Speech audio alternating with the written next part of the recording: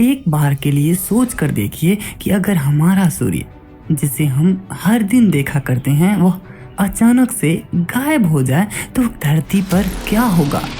अगर सूरज सिर्फ 1 घंटे या 1 दिन या 1 महीने नहीं बल्कि हमेशा के लिए गायब हो जाए तो क्या होगा। ये काल्पनिक तो जरूर है, पर अगर किसी भी तरह असल में ऐसा हुआ तो सच बता रहा हूँ कि उस अद्भुत चीज़ को आप देखोगे जिसकी आप कभी कल्पना भी नहीं कर सकते।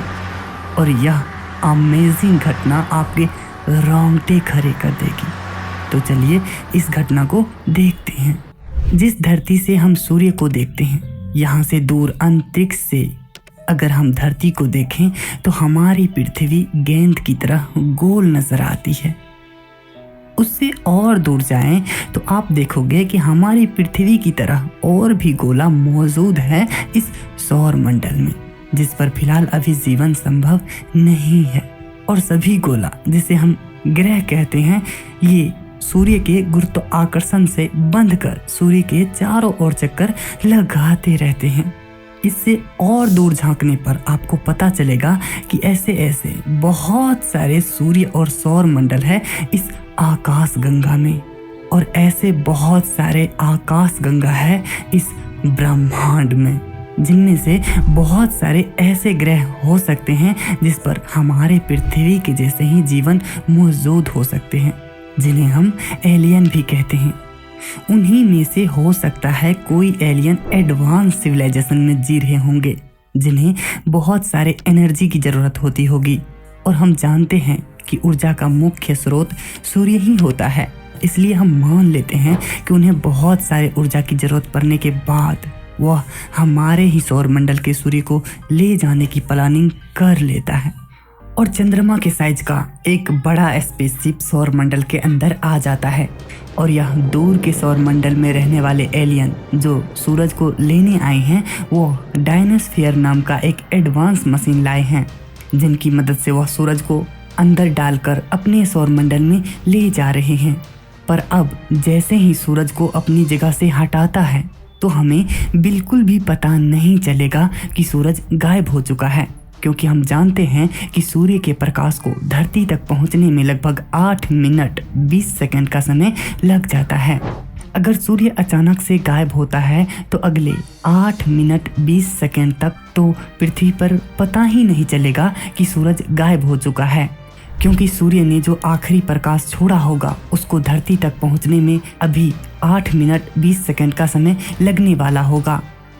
जब सूर्य का आखिरी प्रकाश आना बंद हो जाता है तब सूर्य के गायब होने का पता उधर चलता है जहां पर दिन का वक्त था, और जहां दिन था वहां अचानक से रात हो जाता है। थोड़ी देर पहले जो आसमान नीला दिखाई दे रहा था वह अचानक काला हो जाता है, जिसमें टिमटिमाते तारे नजर आने लगते हैं। लोगों को ये तो लगा कि आसमान में कुछ तो हुआ है, लेकिन सूर्य ही अचानक अपनी जगह से गायब हो चुका है, इसके बारे में लोग तुरंत जान ही नहीं पाते हैं।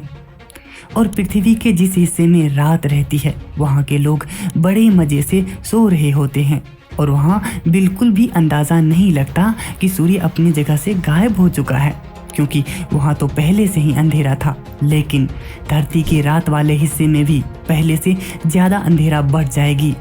जैसा कि हम जानते हैं कि चंद्रमा की खुद की कोई रोशनी नहीं होती, चंद्रमा सूर्य के प्रकाश से ही चमकता है और धरती पर चांदनी बिखेरता है। लेकिन सूर्य गायब होने के बाद चंद्रमा चमकना बंद कर देता है, जिसमें पृथ्वी पर और ज़्यादा अंधेरा बढ़ जाता है। लेकिन फिर भी कुछ समय तक यह ब्राइट नॉर्दर्न लाइट्स दिखाई देती रहेगी, क्योंकि पृथ्वी के मैग्नेटिक फील्ड और आइनोस्फीयर को स्टेबल होने में थोड़ा समय लगेगा। लेकिन कुछ समय के बाद यह रोशनी भी बंद हो जाती है। अब धरती पर केवल आर्टिफिशियल रोशनी ही बची रह जाती है, जो पावर प्लांट के द्वारा हमें मिलती रहेगी। और उधर सौर मंडल के सारे ग्रह जैसे मंगल, बुध, बृहस्पति और हमारी अपनी ग्रह पृथ्वी अपनी जगह से हिलकर अलग हो गए हैं और अब अंतरिक्ष में दूर इधर उधर घूम रहे हैं। अंतरिक्ष में धरती बिना किसी कंट्रोल के अब तैरने लगी है। अब कोई सूरज नहीं है जो उसे कंट्रोल में रखकर एक सिस्टम में रख पाए।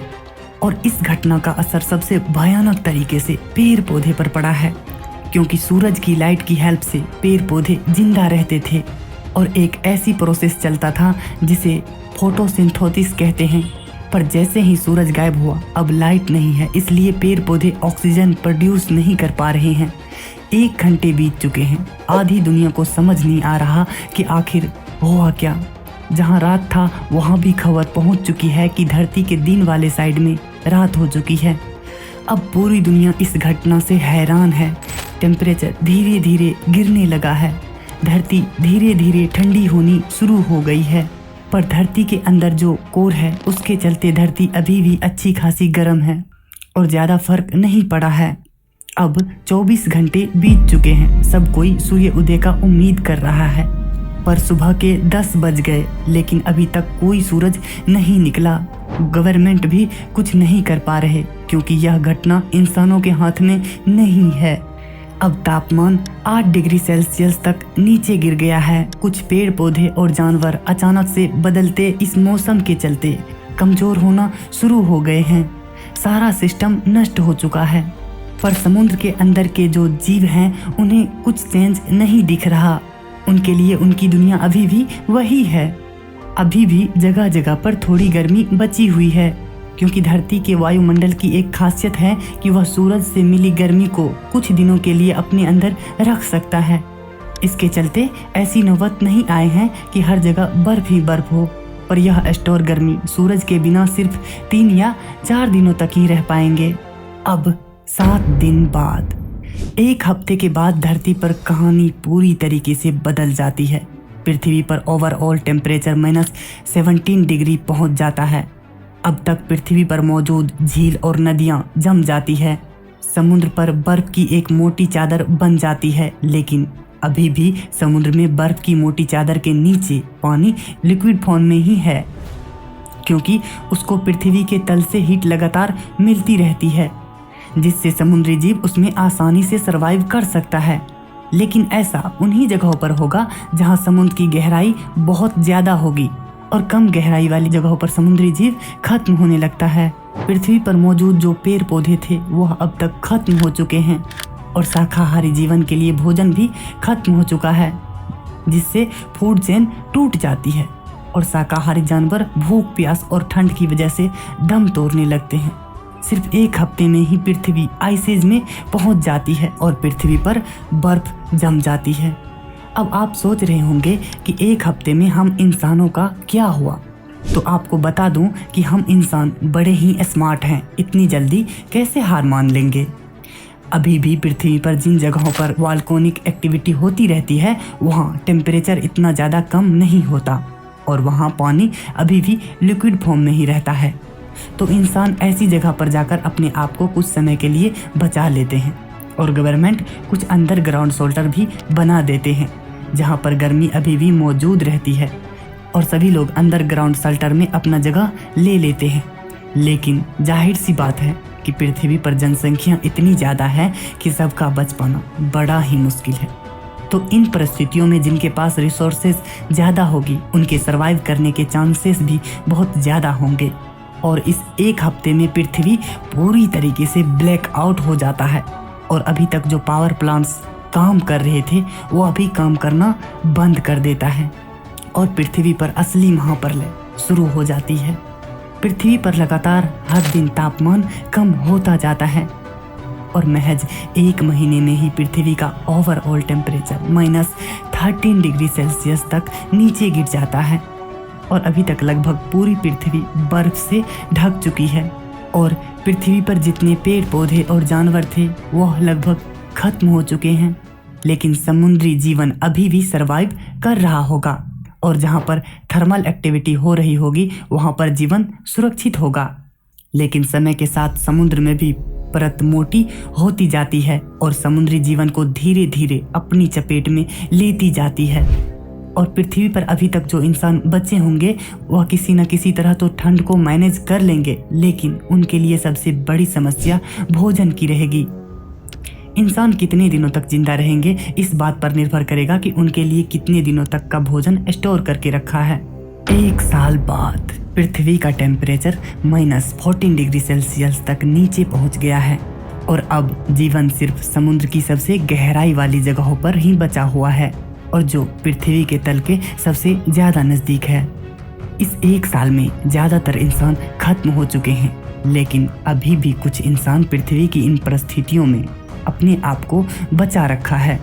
लेकिन यह इंसान उन्हीं जगहों पर बचे हुए हैं जहां पर पृथ्वी की थर्मल एक्टिविटी काम कर रही है और समय के साथ पृथ्वी का तापमान और भी ज़्यादा ठंडा होते जा रहा है। अब 1000 साल बाद पृथ्वी का तापमान -160 डिग्री सेल्सियस नीचे पहुंच गया है और इस स्टेज तक शायद ही पृथ्वी पर किसी भी तरह का जीवन जिंदा रह पाएगा।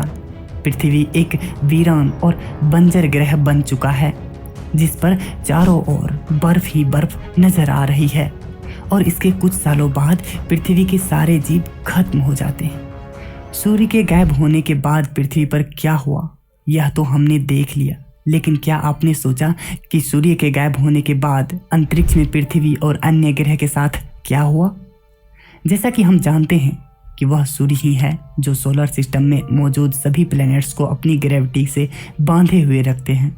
लेकिन जैसे ही सूर्य गायब हुआ तो सूर्य की ग्रेविटी लाइट के साथ ही तुरंत खत्म हो गई और सौरमंडल के सभी ग्रह सूर्य की ग्रेविटी से मुक्त हो गए और अंतरिक्ष में इधर उधर भटकने लगे। चांसेस थे कि कुछ प्लैनेट्स आपस में भी टकरा सकते थे। अगर पृथ्वी प्लैनेट्स के टकराव से बच भी जाए तो पृथ्वी अंतरिक्ष की गहराई में लवारिस ग्रह की तरह भटकती रहेगी और पृथ्वी की ग्रेविटी अंतरिक्ष में मौजूद कॉमेट्स और एस्टेरॉयड को अपनी ओर खींचती रहेगी, जिससे पृथ्वी पर कॉमेट्स और एस्टेरॉयड की बारिश होती रहेगी और पृथ्वी को अंतरिक्ष में मौजूद रेडिएशन का भी सामना करना पड़ेगा। तो आप इस बात को भूल ही जाइए कि सूर्य के गायब होने के बाद पृथ्वी पर जीवन सरवाइव कर पाएगा और हजारों लाखों सालों तक पृथ्वी अंतरिक्ष में ऐसे ही भटकती रहेगी जब तक कि पृथ्वी किसी सोलर सिस्टम के पास से होकर न गुजरे। अगर पृथ्वी अपनी यात्रा में हजारों लाखों सालों के बाद किसी तारे के नज़दीक से होकर गुजरती है और अगर उस तारे की ग्रेविटी पृथ्वी को अपनी ओर खींचकर अपनी ऑर्बिट में फंसा लेती है और बाय चांस पृथ्वी का ऑर्बिट गोल्डीलॉक्स जोन में होता है और जहां पानी को लिक्विड फॉर्म में रहने के लिए पर्याप्त टेम्परेचर रहता है, तो पृथ्वी पर कंडीशन फिर से बेहतर हो सकते हैं। लेकिन इस पर नए जीवन को पैदा होने में कितना वक्त लगेगा यह पृथ्वी की परिस्थितियां ही तय करेगी। तो दोस्तों, आपको चिंता करने की कोई ज़रूरत नहीं है, क्योंकि हमारे ही सूर्य को एलियन चुराए ऐसा लगभग नामुमकिन है, क्योंकि हमारे ब्रह्मांड में अरबों खरबों सूर्य हैं और वह किसी और सूर्य के ऊर्जा का भी उपयोग कर सकते हैं। और मान लीजिए कि वह हमारे ही सौरमंडल में आए तो वह पृथ्वी पर जीवन जरूर देख लेंगे और ज़्यादातर चांस है कि वह हमें नुकसान नहीं पहुंचाएंगे। लेकिन दुख की बात तो यह है कि सूरज भी हमें हमेशा के लिए ऊर्जा और प्रकाश नहीं देने वाले हैं, क्योंकि जिस तरह मोमबत्ती का ईंधन जलने के बाद खत्म होते रहता है, उसी प्रकार सूर्य का भी ईंधन एक दिन पूरी तरीक़ा से खत्म हो जाएगा। जब इसका ईंधन खत्म होने लगेगा तब यह एक रेड जॉइंट में तब्दील हो जाएगा और सूर्य का आकार इतना बड़ा हो जाएगा कि यह मरकरी, वीनस और हमारी पृथ्वी तक को निगल जाएगा।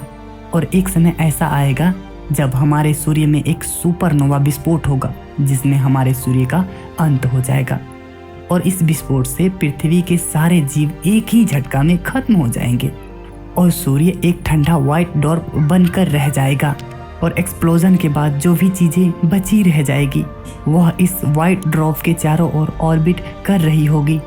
लेकिन दोस्तों, फिर भी आपको चिंता करने की कोई ज़रूरत नहीं है, क्योंकि ऐसा होने में अभी अरबों साल लग जाएंगे और इतने दिनों तक हम लोग जिंदा नहीं रह सकते। और खुशी की बात यह है कि अरबों साल बाद भी हमारे आने वाले पीढ़ी जो उस वक्त इस धरती पर रहेंगे वो हमसे काफ़ी ज़्यादा एडवांस सिविलाइजेशन में जी चुके होंगे, जिससे हम उम्मीद कर सकते हैं कि उस समय तक मानव प्रजाति पृथ्वी और अपने सोलर सिस्टम को छोड़कर किसी दूसरे तारामंडल में जीवन के लिए पृथ्वी से भी बेहतर ग्रह ढूंढ लिए होंगे और वहाँ पर एक नई धरती पर नए जीवन की शुरुआत भी कर चुकी होगी। तो दोस्तों, आपको पता चल गया ना कि सूर्य हमारे लिए कितना ज़रूरी है। और क्या आप जानते हो कि चांद पर परमाणु विस्फोट कराकर उसे उड़ा दिया जाए तो क्या होगा? अगर नहीं तो स्क्रीन पर दिखाए जा रहे वीडियो पर क्लिक करके उसे जरूर देखिए। अगर सूरज गायब हो जाए तो आप क्या करोगे? हमें कमेंट बॉक्स में ज़रूर बताइए। वीडियो अच्छा लगा तो लाइक कर दीजिए और ऐसे ही ज्ञान विज्ञान से संबंधित वीडियो के लिए इस चैनल को सब्सक्राइब भी ज़रूर कर लीजिए। वीडियो पूरा देखने के लिए आपका बहुत बहुत धन्यवाद।